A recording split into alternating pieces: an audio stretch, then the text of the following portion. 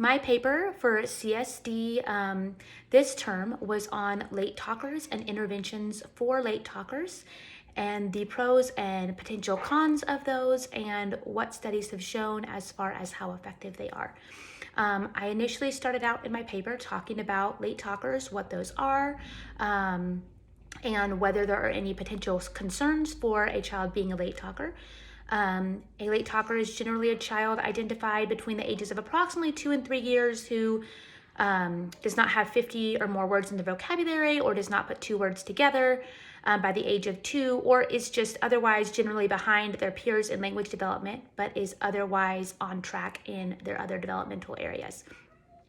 Some of the issues with waiting to see whether a child starts talking is that it can put them behind in preschool and in elementary school in reading or in just general communication, which I've seen personally with my own son Jackson, who was a late talker.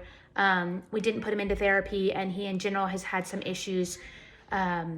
catching up to his peers, particularly in reading and in other types of verbal communication.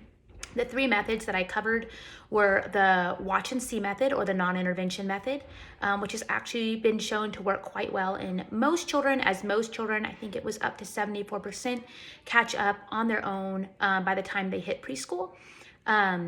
So that is a good option for a lot of parents, but for those that maybe have some other concerns, or that want to ensure that their child is getting the best possible